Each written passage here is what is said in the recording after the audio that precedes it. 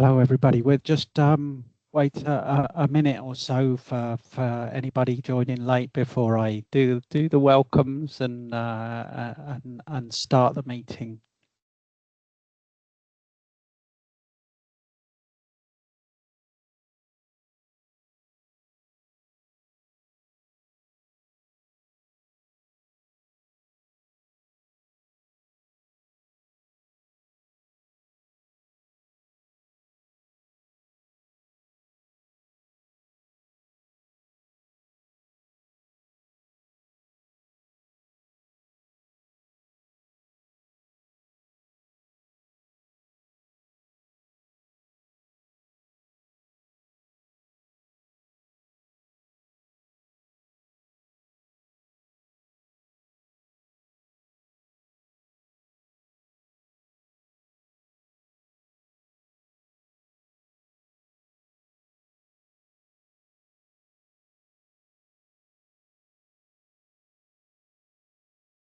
Excellent. Well, we've given it a couple of minutes for people to join us.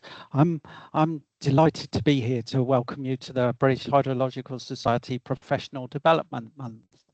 And this is the second in our series of webinars.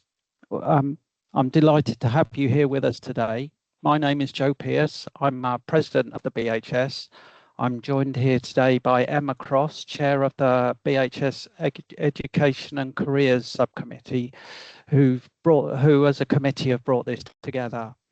We're also especially pleased to be joined today by the Royal Meteorological Society, and that's the focus of today's webinar.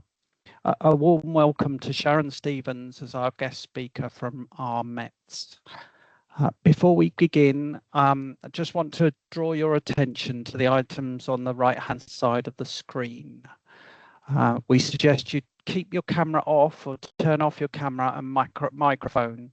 Our intention is to upload the recording to our BHS YouTube after it's finished. We'll have the question and answer sessions later, and please do use the Q&A function throughout the presentation. The chat function isn't functioning, so to type in your questions in the Q&A function. There'll also be a question later on to raise your hand during the questions and answer session. And just a reminder that we are recording today's session. If you can switch to the next slide, please, Sharon. Today's session is part of our role in the British Hydrological Society, holding regular meetings and events, sharing and promoting hydrology, driving discussion and building collaborations. As well as producing hydrology-related communications, we promote careers and education in hydrology, and we'd like to support the development of all hydrologists. Next one, thanks, Sharon. A run through the plan for today's webinar. We're going to begin by explaining why we're hosting this Professional Development Month for hydrologists. And after that, we'll hear from Sharon, our guest speaker, who will take us through the reasons for and advantages of pursuing professional accreditation through the Royal Meteorological Society, and then give some really useful information about what's involved in your application. And this will be followed by questions and answers. Then we're going to hear from Emma Cross with reflections on gaining chartered status as a hydrologist, and with the opportunity for more questions. Finally, we'll do a forward look, next steps, and wrap up. And with that, I'll hand on to Emma. Thanks, Emma. Great, thanks so much, Joe. So I'm Emma Cross, BHS trustee and chair of the Education and Career Subcommittee, and it's great to see you all here today. So I work as a water resources hydrologist in the Environment Agency, and I achieved my charterships over 10 years ago now. So why a professional development month? Well, this is something new for us as a society. And one of our key aims is to explain why chartership matters and what it can offer to you as a hydrologist. We also want to outline the different routes to chartership so you can begin to think about which pathway might be for you. And as a society, we're committed to strengthening our connections with the professional bodies that award charterships. So it's really fantastic to be working with the Royal Meteorological Society today, and also with CIWEM, the Institution of Civil Engineers, and the Royal Geographical Society. And finally, we want to support you in taking your next step with your professional development, whether this means starting an application now or simply understanding what you might be aiming for in the future. So next slide, please. So through past work, BHS has identified 6 chartered pathways for hydrologists. These are Chartered Engineer, CEng, Chartered Environmentalist, CEnV, Chartered Scientist, CSci, Chartered Meteorologist, CMet, Chartered Geographer, CGeog, and Chartered Water and Environmental Manager, C.WEM. And throughout this month, we'll be exploring these routes with the awarding bodies. And we started last week with exploring CWEM, CSci, and CEnV. Today's focus is, of course, on Chartered Meteorologist, awarded by the Royal Society, which is abbreviated to RMetS. Now, you might notice that one title is missing, and that's Chartered Hydrologist. BHS has explored this in the past, but we found it was not possible. And this is because to grant a charter title, an institution must hold a royal charter from the Privy Council, which is a government office. So that's our setting of the scene. Sharon, if you could move forwards, please. So it's now time for us to hear from Sharon. But before I welcome Sharon, just a reminder that there will be an opportunity to ask questions at the end of Sharon's talk. Please do type your questions into the Q&A function. And there is an anonymous feature as part of that. There will also be the opportunity to raise your hand too. So that's all from me. So I'm really delighted to welcome Sharon. Thank you so much for being with us today. And I'll hand over to you at this point. Thank you. Thank you very much, Emma and Joe, for that lovely introduction and setting the scene. It always makes my job a little bit easier coming to this fresh and new. So yeah, as just introduced, my name is Sharon Stevens, and I work as the Membership and Accreditation Manager for the Royal Meteorological Society. So I'm not too sure how much anybody knows about us or what we do. So if you just bear with me, the next slide is a very short video. It's only about a minute and a half. We tested this earlier, so sound should work. And it just sort of gives you a little bit more of a background about who we are and what we do. So fingers crossed this works.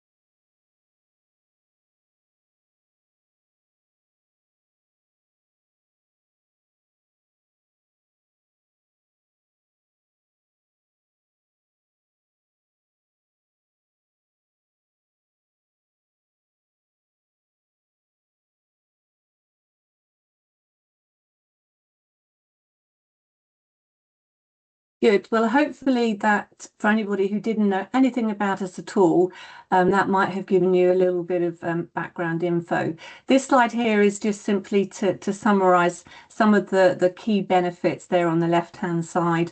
But I also wanted to present to you with the visual of the boxes on the right-hand side, just to give you an idea of the sort of people who make up our membership. We have academics, student and early careers. What's not shown on there, it does now show on the website, is we have a very enthusiastic group of enthusiasts. They might not necessarily work in the weather, but by their own admission describe themselves as weather geeks. and they just have a real passion for all things weather, and tend to sort of get together, sort of network through our local centre. So anyway, that's a little bit about us in general, but obviously we're here today to talk about professional accreditation, specifically for hydrologists. So again, I thought I'd just set the scene. What does it mean? What does it mean for a hydrologist? So if you, on successful attainment, it would show that you can demonstrate technical competence in water science and practice. I do apologise for some of the terminology here. I'm not a hydrologist by background, so I might have been a bit too general. I'm sure there's more specifics around this, but I thought I'd just pull some terms in to give it a sense of context. Successful attainment for hydrologists would also show your ability to apply science under some cases where there's uncertainty, confirm an understanding of risk, sustainability and public safety, and be able to communicate what is often complex information clearly. And then as part of your accreditation, and we will go through that in more detail, you can link that to real work. Again, I've probably been a bit too general here and talking about these 4 bullet points here, but hopefully it gives you a sense of the sort of information that we will be looking for as part of your application. So in terms of senior hydrologists, if you gain your CMET, then it provides you with a formal recognition of experience and leadership. Demonstrate your commitment to continued professional competence, otherwise known as CPD, or continuing professional development. I will talk about that a little bit more in detail too. It often strengthens credibility with clients, can talk with some certainty on that. We do have organisations that will approach us with the aim to take their teams through a chartered professional qualification. And it can also support mentoring and professional leadership. For anybody who might be early on in their career, then attaining your CMET, or indeed your RMET, I'll talk about the difference between those two. It can provide structure to your own professional development, help you understand what good looks like in practice, builds confidence and professional identity, and can often make you look more visible and credible within not only your own organisations, but other organisations, especially when they're looking at recruitment practices. So when should you think about doing this? I think there's a common misconception that you have to be fairly senior, both in experience and sometimes also age. It's not about that. It's about gaining the relevant experience. That does not matter how old you are. You can gain that very early on in your career, or some people decide to wait.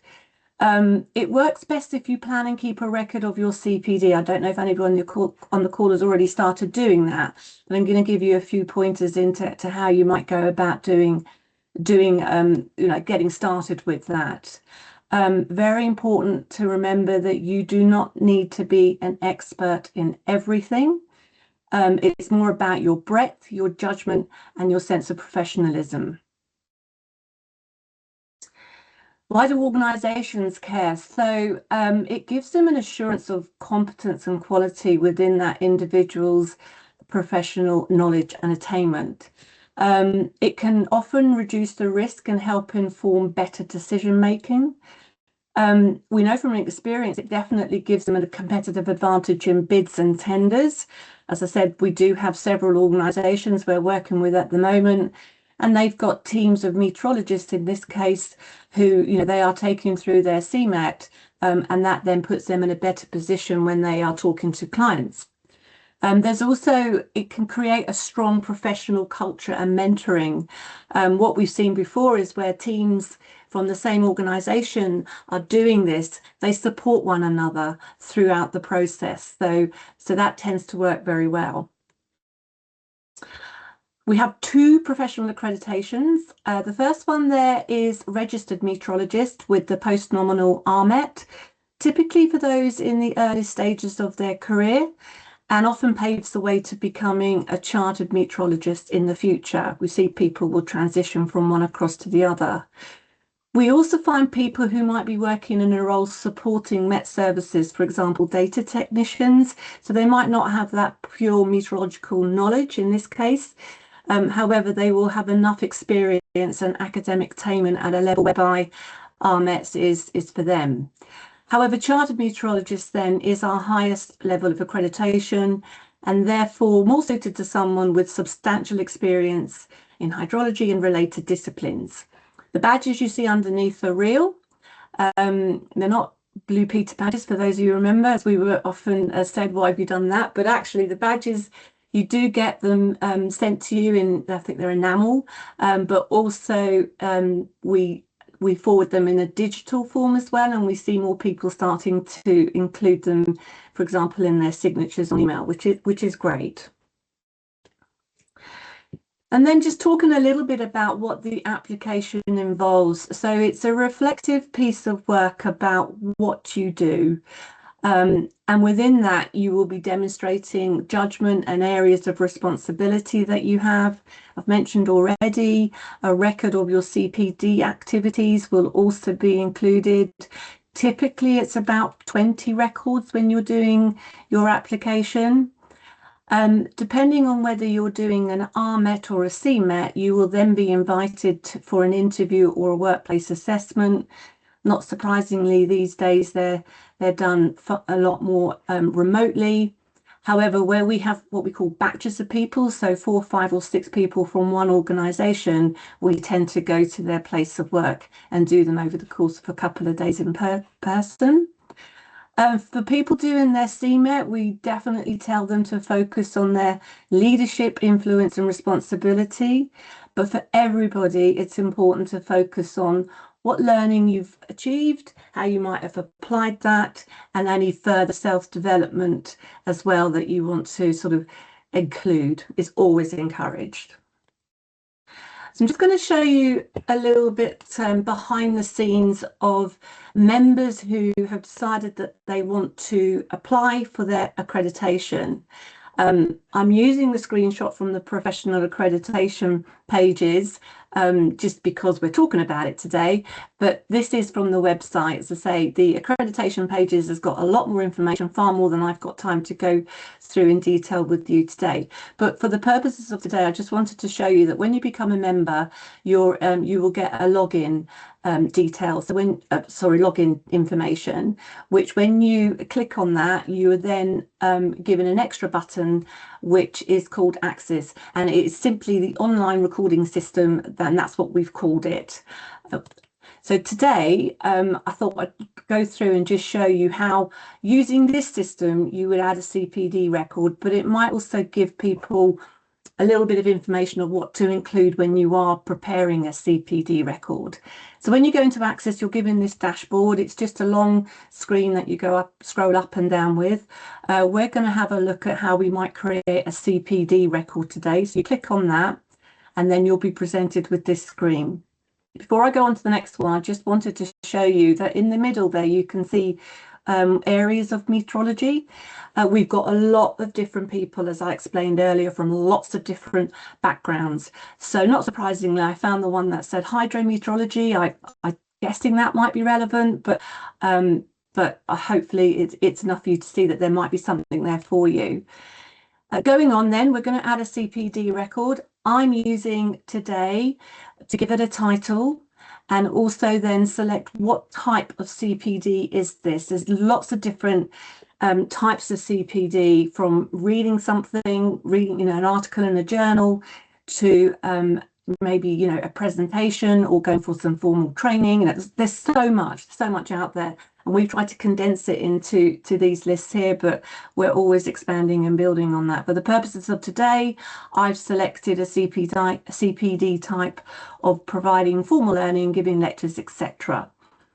Then go in, give it a little bit of a description of what I've done, the date on which I did it. The objectives is not a mandatory requirement, certainly for us, and whatever other systems people use. I don't suppose that you often see that. We do find that members quite like it if they've done an appraisal, for example, and they've been given some specific objectives. They might come in here and record what they are, and then when they're sort of selecting CPD, try and see what might help fulfill some of those objectives. But it's not mandatory, you don't need to. Then when you're finished, you'll be presented with just a summary like this. So what is it? What did you do? What area of meteorology was it? The area of competency I'm going to come on to in a minute, a brief description, and the date in which it was completed. So that is just, a very, very quick overview of recording CPD and what you might need to put in there.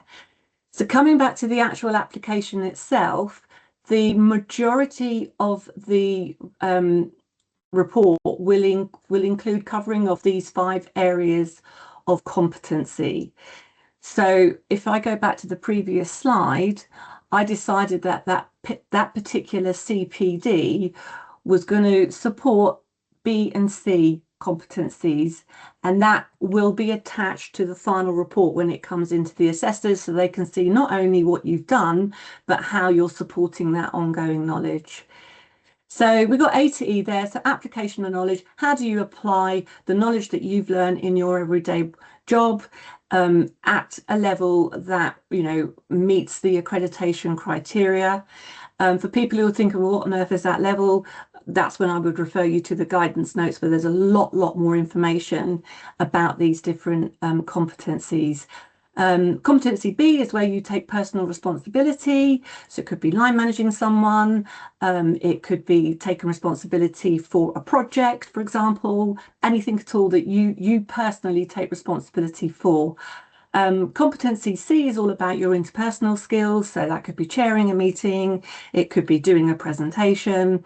Again, there's lots of different examples of what that might be. Professional practice, I think, stands for itself. Obviously, you wouldn't condone anything that perhaps might be unethical. And then finally, you sign up to what we call a code of conduct. I think most professional organisations have such a thing, or something similar. It might be called something different, but essentially it says, that you will obviously practice with integrity at all times to a professional standard. Each one of those we want each area covered off in no more than 300 words. We would accept bullet points. They are acceptable, but it's important to make them as explicit as possible.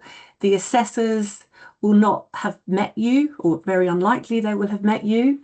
So the first that they really get to know anything about you is what you include in your report. So now is the time not to be modest. It's incredibly hard, but you really do need to sort of promote yourself as much as you possibly can.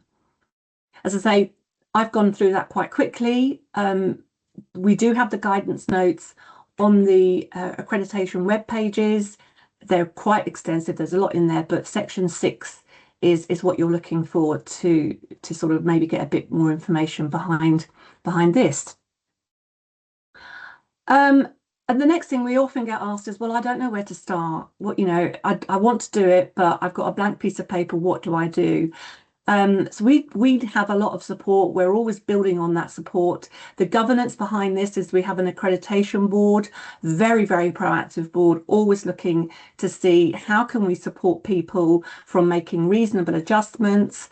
We get people who are perhaps English is not their first language. So we're now offering interpreters, for example. There's all sorts of things that we're continuously looking at to see how we can build on that support. I've mentioned the guidance documents. They're a fantastic resource, and I would definitely not suggest anybody try to do their application without making reference to those guidance documents at some point. We have a mentoring scheme. So for more experienced hydrologists, perhaps you might want to take part and be a mentor. And that you could include as development within your accreditation application, or you might want to be mentored. So that tends to be our younger audience who are coming in. And one of the things we offer mentoring in is how to prepare for your accreditation and what sort of things to gather to put into your application. We also have quite a large pool of assessors. We're always looking to recruit from as wide a range of disciplines as possible, and where possible we will try and match an assessor as close to your experience as we can. We have professional networks, usually through our local centres, but also the events team host over 50 events a year. Every event can be recorded as CPD. If you're a member, you would also get access to those event recordings afterwards. The website, you know, everybody has a website, obviously, these days. There's lots of resources on there. That's a screenshot from a very small animation with 10 top tips to prepare, help you prepare. So before you do anything, it tells you what you should be thinking about, what you need to get ready. And then there's also, I think it's just above that, a little link, which is a self-assessment questionnaire. Lots of people do that. They go through, there's about 5 or 6 questions, and it tots up and it'll say you're RMet ready, you're CMet ready, or you might need to get a bit more experience in this area or whatever. In terms of next steps, I think the first thing, if you haven't already done so, is start thinking about a log for your CPD. But also, if you can, try and find someone who is already chartered. Doesn't have to be CMet. Anybody who's gone through a chartered application, it's worth tipping into that knowledge. I think we roughly follow very similar processes across all the different societies, obviously not exact. But I think if you can find someone who's already done this, that's also a great help. So just in summary, hopefully what you've taken away from me chattering on today is that chartership can support professionalism at every career stage. So, you know, if it's entry level, or if you've been, you know, a lot of people think unless they've been working in this industry almost quite close to their retirement, they kind of then decide maybe now is the time to get the recognition for that. We sort of reverse that and say, actually take it at the beginning of your career, because it can help throughout. It not only will benefit yourself, but also employers look very fondly on it, and members of the public. We've got flexible routes for hydrologists as well. So, you know, we can talk through how you might start that application, or if you're eligible. The hardest step is often the first one, but hopefully there's a way that you can start thinking about how you might make a start. It's not just about the post-nominals, that's very important, but it's also about those trusts, standards and impact. And really, really important, I can't stress this enough, you do not need to be an expert in everything. So a lot of people say to us, I'm not the chief meteorologist of the Met Office, therefore I can't do this. Absolutely break down that misconception wherever I can. You do not need to be an expert in everything. So I think that's me, Emma. Hopefully that was great stuff. Helpful. Thank you. Absolutely. Yeah. Happy Absolutely, to take any Sharon. questions. That's great. Thanks so much, Sharon. Thank you so much for such an informative and practical talk. Some really great insights there. And I'm so pleased that we managed to get the video to work at the very beginning, because that was super. So thank you. So now is an opportunity to ask Sharon any questions you might have. And I'm going to suggest that we turn to the Q&A chat for this. So while I'm reading out the questions and Sharon's responding, please do feel free to continue to ask questions. So here goes for our first question, Sharon. Can you go straight to CMet, or do you advise that you apply for RMet first of all? Thanks, Sharon. Yes, you can, absolutely. Go straight to CMet. The best way to do that, there's 2 ways of doing that. Either complete that self-assessment questionnaire, and that, you know, that will tell you whether or not you're CMet or RMet ready. The main thing about CMet is you need to have typically about 5 years practical working experience. With RMet, we suggest it's nearer to 3 years. So I think that's just the thing to bear in mind. The thing to bear in mind is that level of seniority you're working at. So with RMet, it's a bit more operational, whereas when you get to CMet, you're looking sort of a bit more senior leadership and maybe a bit more strategic, not 100%. So yes, it is possible, and people do. Great, lovely. And thanks so much for exploring that a bit more. That's fantastic. Thank you. So the next question is around CPD, Sharon.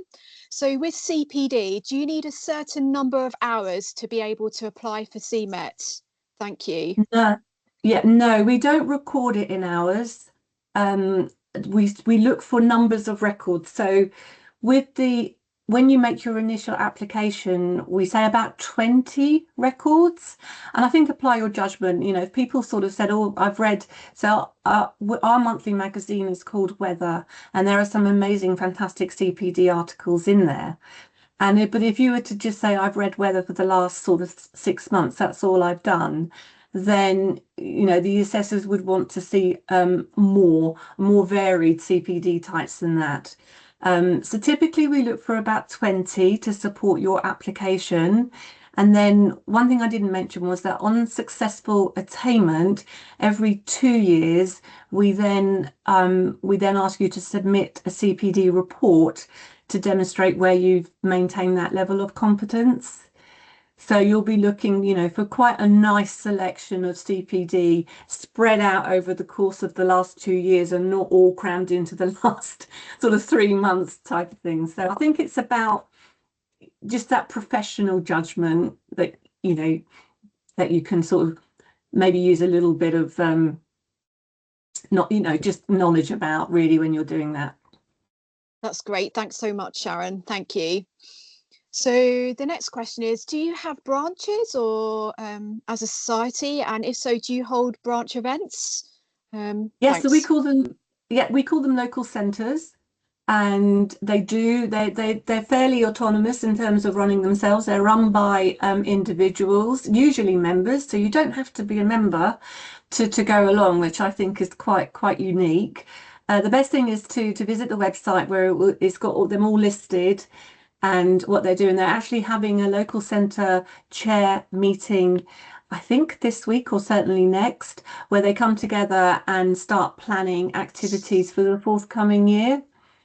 So you should start seeing the pages, if they're not already done so, you should start seeing them populated with events. And also it's interesting, we're looking at revisiting the whole scheme, because with the introduction of a lot more online, people are joining online, it's not that local anymore.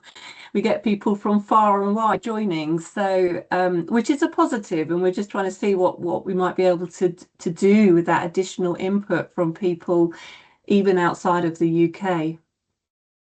That's great, and it's so important to always be looking for opportunities to do things differently or to improve the way things are done. So that's fantastic. Thank you.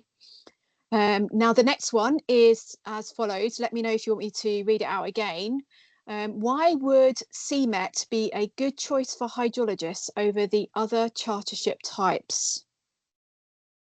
Oh gosh, that is a really good question, and it really is. I you know, without saying because the Royal Meteorological Society is by far the best, which I wouldn't do. I think it's about a personal choice. I'm sorry, you know, I can't be any more explicit than that. I guess it would be also what you're trying to present in terms of your professional competence to the externally. So RMetS shows that you've got a meteorological knowledge, you've attained a level of meteorological science or experience, but it's specializing in the, you know, the hydrologist sector. So it just really depends on your individual circumstances, and why having RMetS after your name as opposed to SciWem might tell somebody something a bit different about you. You could have both. There's nothing to stop you from having both, and indeed a lot of our members do. Also, if you're switching careers or switching employers as well. So the cruise industry, for example, have been talking to us more recently. They're setting up a team of, I think it's pure meteorology, I might be wrong, but they're talking to different societies to understand what competencies do you require for my individuals to therefore become chartered, and then they'll take a decision as to which one better reflects what them as an organization are trying to achieve. So I would just say there isn't like an easy answer. It's a professional choice. Sorry, I can't be more explicit than that. I think that's a great response, and just my reflections on that are just I think it's around your specialism as a hydrologist and also where your interest lies as well. Sharon, just as a kind of a segue, do you find that those that go for CMET would also then look to through maybe go for like Seaside? Do you find that at all? I know it's not something that you offer, but is that something that you find through your members? Absolutely, yes, definitely. So, you know, at a particular point in time, you're doing something in your career with a specific set of specialisms, and you therefore feel I can apply for this successfully because I can demonstrate competence. But then, a few years down the line, you might change your career and go into something different, or decide I don't want to do this anymore. I'd much rather work in a different sector. And therefore, I want to retain my CMET, because anybody to retain it, to get a chartered qualification is a fantastic sign of success in their career at that particular time. So hang on to it. However, it might not be relevant for what you're doing right now. So therefore, look at something different perhaps. But to attain a chartered qualification and then to maintain it through ongoing CPD really does say a lot to future employers about your commitment to your own professionalism and development. That's what we find anyway. Fantastic, thanks Sharon. So currently we have 5 more questions within the Q&A chat. So what I'm going to do at this point is just see if anybody would like to ask a live question. What I mean by that is simply by raising your hand and asking Sharon the question. So I'll just pause just to see if anybody wants to do that. If not, we'll return to the Q&A chat. So I'll just pause.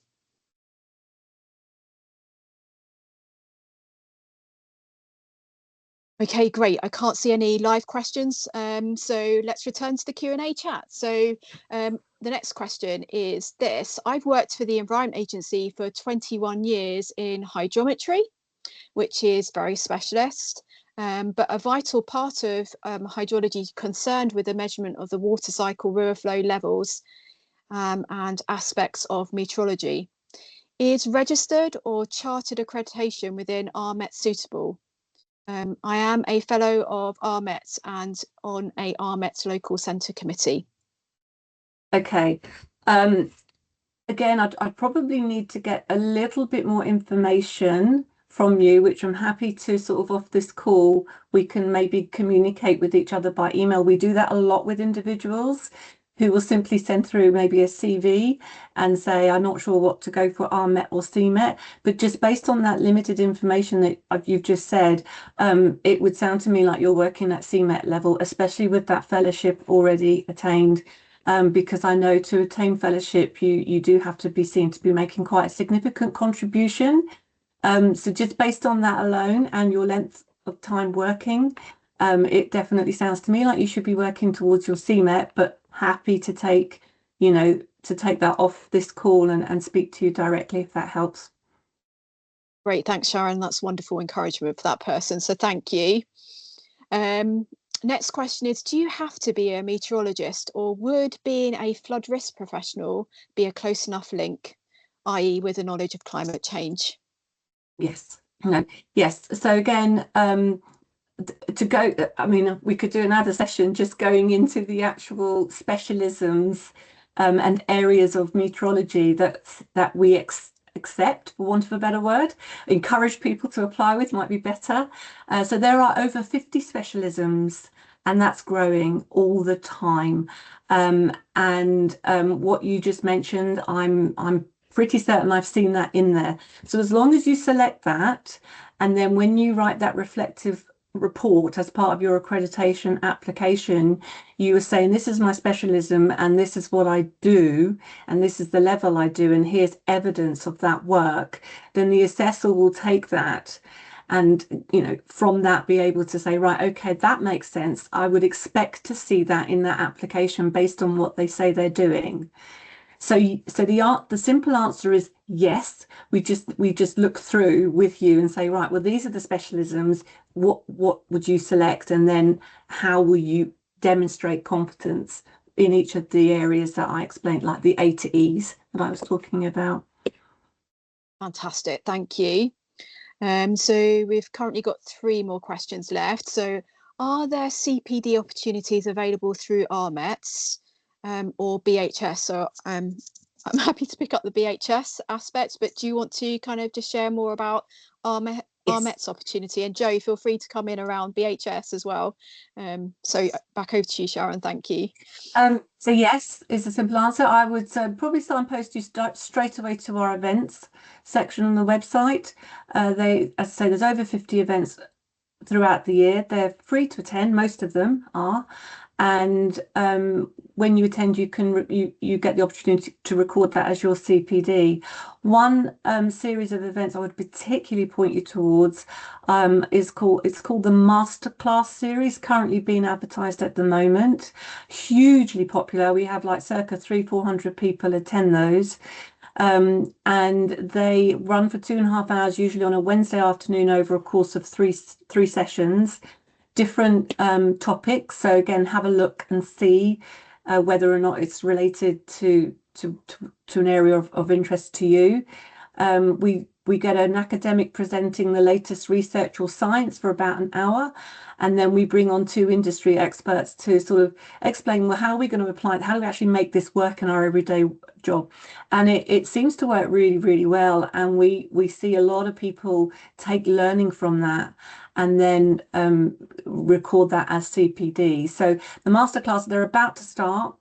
I don't know what the topic is. Sorry, I didn't sort of think I might be asked something that would, involve an answer of that type. So I don't know if it's relevant for this audience at the moment, but there's also a back catalogue. We've been running them for about 3 or 4 years now. So that would be a good place to start, maybe. Fantastic. Thanks, Sharon. Joe, did you want to come in to sort of share some thoughts around what BHS could offer? Thanks. I'm sure. Well, first of all, we hold joint events as well, and we look for. I was lucky enough to go to a day conference last autumn that we organised jointly with the RMetS Society, and I'm sure that a lot of the hydrologist events that the BHS run will be applicable as development for meteorologists as well. Whether or not they count towards the CPD, I'd have to look to Sharon to answer. I would say yes, they would do. We've spoken a lot about events. I probably should have also mentioned that we do some training as well. I don't know if anybody has to communicate to different stakeholders. We do a lot of broadcast meteorology, not surprisingly. So we have a fantastic training program around communicating all things climate in this particular instance. And we have a portfolio of 8 journals which have a lot of very relevant articles in there, so that it goes for the pure science, so the really sort of all the graphs and the data, and the really to the more general side of things as well. So so it's not just all about events. There's obviously lots of other ways in which you can facilitate your own CPD too. Even doing something like this, if you have to go in and do a presentation of something that you're an expert in, then I would record that as CPD too. And I'm not saying I'm an expert in this and that, but that's not why I said it. But for the guys on the people on the call, they're the experts in what they do. Great, fantastic. And yeah, absolutely. I think your journal was fantastic. I've read some really interesting articles around droughts in there, particularly of 2022. So definitely recommend that. Fantastic. Now we're coming close to time when we need to move forwards, but I'm gonna take one of the questions now, and then we'll leave the other one for a little bit later on. But one of the questions was, what's the best way to find someone who is already chartered? I guess this person is thinking about mentoring. So thank you. Yes, so we have a register of our chartered and our registered meteorologists. It's on the website. There's some development work being done at the moment, so I'm not sure how visible it is at the moment. We're making it into a searchable register so people can look by specialism for an expert, and then if they want to, they can make contact with them. Alternatively, we do have chartered hydrologists who are members of the society. And if you've got, if you want to contact me directly, I can certainly facilitate an introduction between you. That would not be a problem at all. Probably the easiest way. But yeah, you can also go online and have a look under the CMET and the RMET registers, and you may find someone on there. I'm not sure how easy it is to identify. Great, fantastic. Thanks, Sharon, and thank you so much for that offer of help and support to anybody on the line who's looking to perhaps progress this as a result of our webinar. So that's fantastic. So we have got one more question, but we'll come back to that a bit later, because I think we probably need to move forwards now. So Sharon, can I once again thank you so much, and thanks for all your great answering. Fantastic, thank you. So what we're now going to do is just move forward, and as part of the Professional Development Month, we want to share experiences of becoming chartered to support you on your own journey. And today is my turn. So what I plan to share is based on my own chartership experience, as well as from mentoring several colleagues through their application since then. So I'd like to think that what I share can apply to any chartership pathways you choose. And just to explain, I'm just going to stay on this slide for a few moments. So please do take some inspiration from the amazing picture that you can see on that slide. So I achieved my charterships 10 years into my career, following a bit of a false start 5 years earlier. And I call it a false start because I chose not to progress my application at that time. If you like, I put it to one side. And this is because I just didn't feel ready. I felt that my evidence and examples weren't strong enough, especially in relation to the competencies. So instead, I decided to focus on developing myself as a hydrologist by seeking opportunities that would stretch and challenge me, including taking on 2 secondments. And I knew that this wouldn't just enable me to grow as a hydrologist, but also as a professional. And it would give me those stronger examples that I was looking for my future chartership application. I then made the decision to achieve my charterships to make it part of my 2014 New Year's resolution.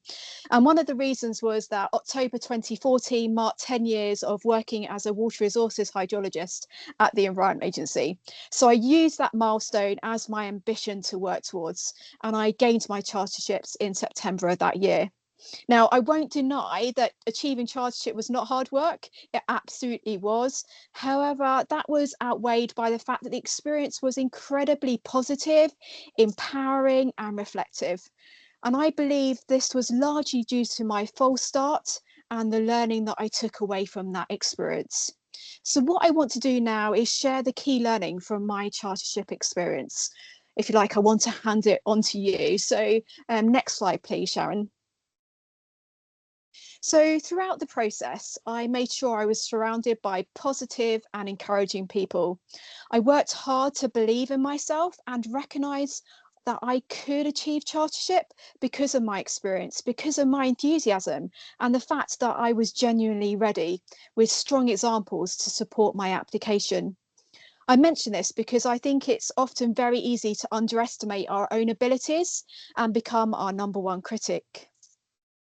One of my biggest learning points was the value of having a mentor, and Sharon's already talked about this. A mentor who supports, encourages, motivates, and shares their knowledge to guide you in the right direction, but also helps you to recognise your own capability. So reflecting on my previous point. I also made good use of my network. So to give an example, I approached colleagues who were already chartered and asked them if I could look at their applications alongside those of my mentor. So seeing real examples helped me to understand what a strong application looks and feels like beyond all the written guidance, if you like.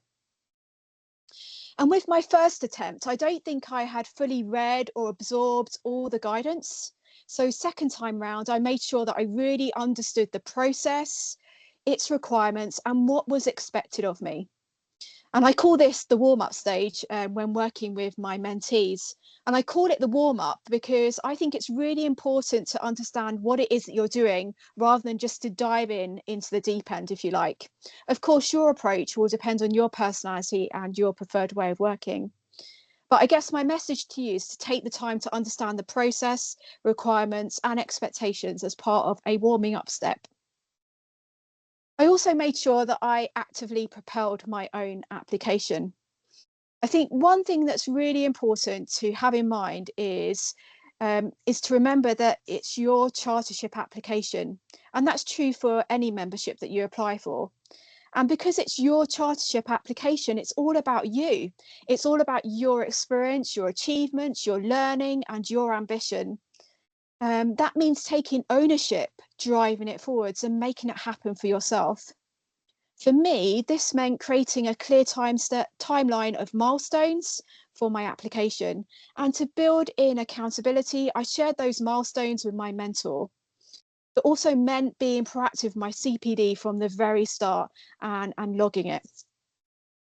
So for me, my chartership experience showed that when you truly value who you are and what you bring, and combine that with genuine enthusiasm and passion, you set yourself up to succeed. So move on to the next slide, please, Sharon. So as a way of kind of drawing this talk to a close, I want to send you off on your journey with some top tips. So do spend time warming up.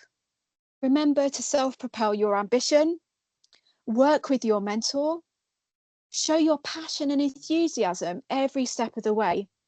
Do use your network, enjoy the experience, it's fun, I promise, and simply go for it. So that's the sharing of my experience with you. Thank you. That's brilliant. Thank you, Emma. Thanks for sharing your experience and those insights with us. We've got a chance to ask Emma some questions. If anybody would like to put their hand up now. I won't leave it too long. We're getting near the end.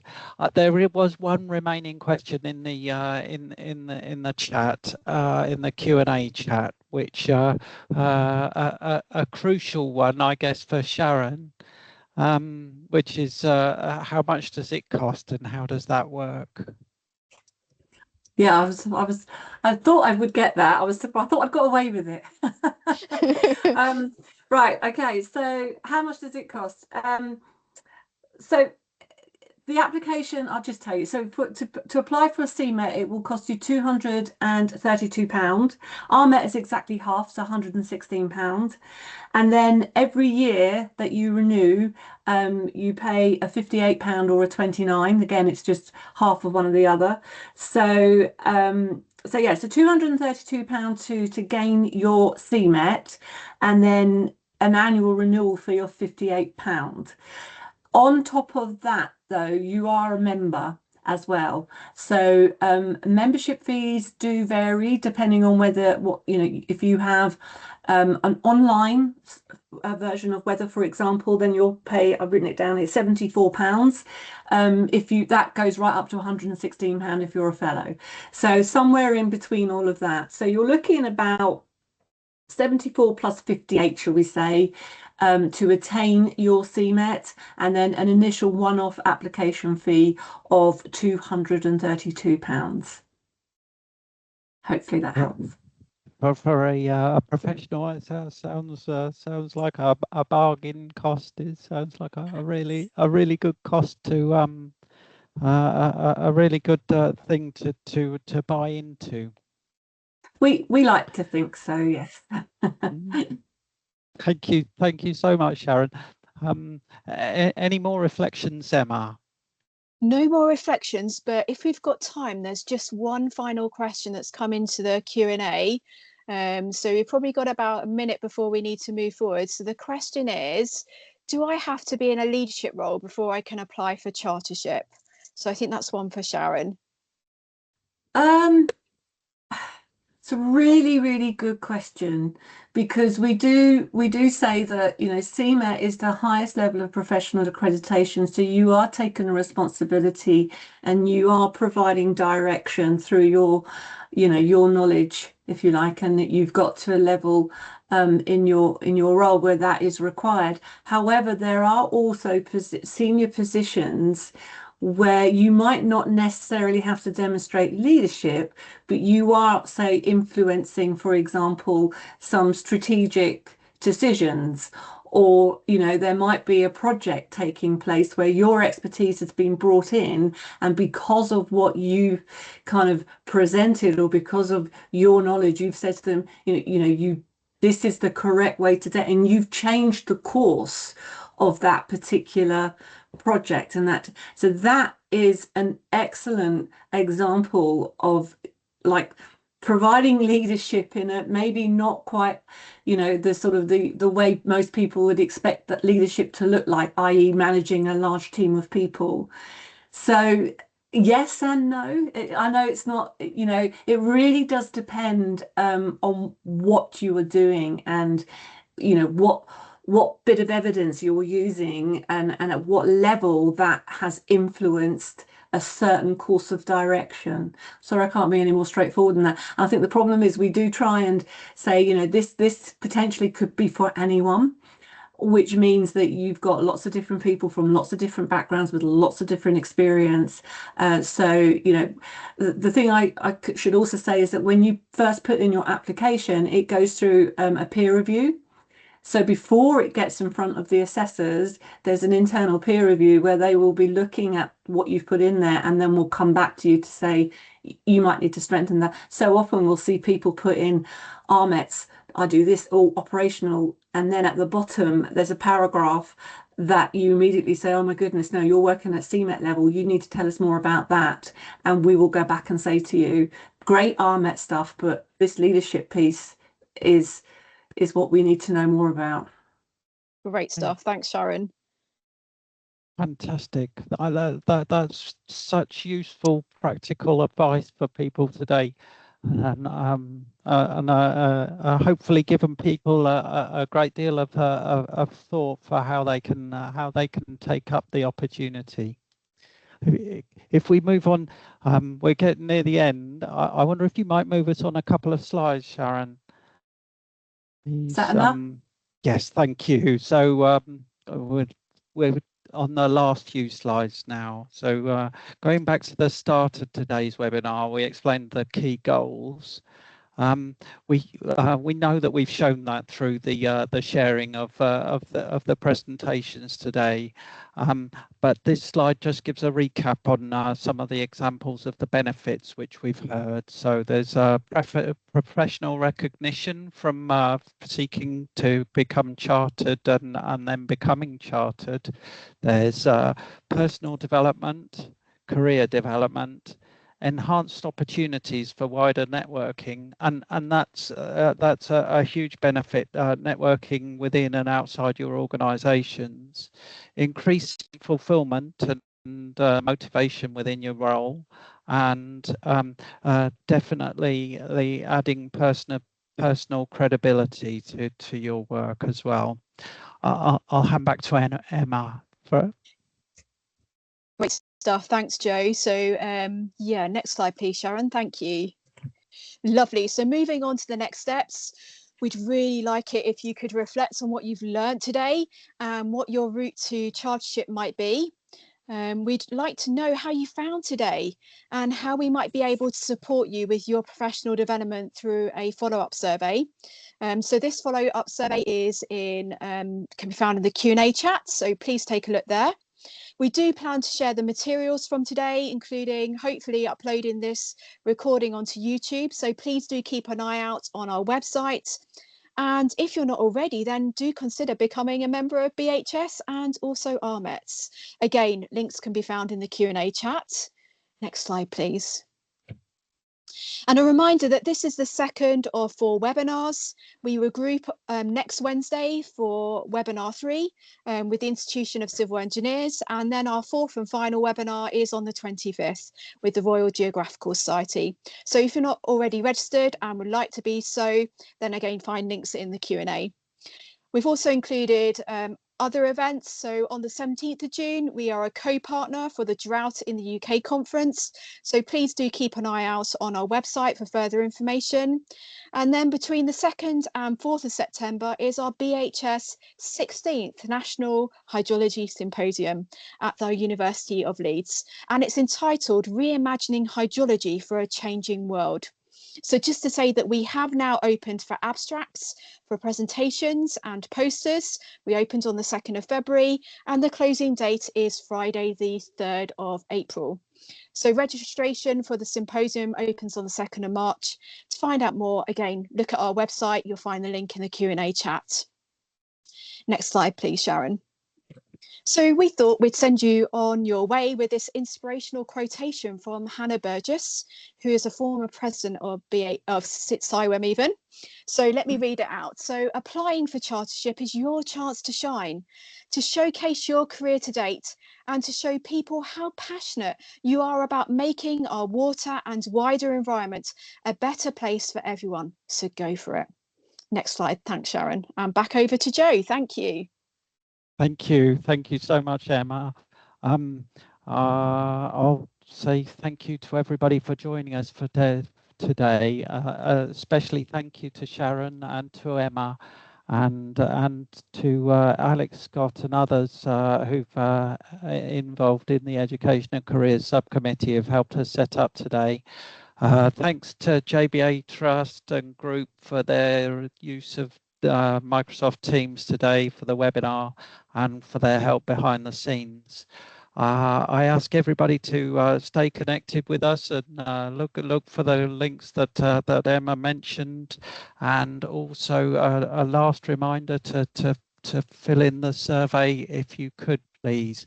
Thank you very much for joining us, and thanks to everybody again. Cheerio. Thank you so much. Take care. Thank you. Oh, thank you.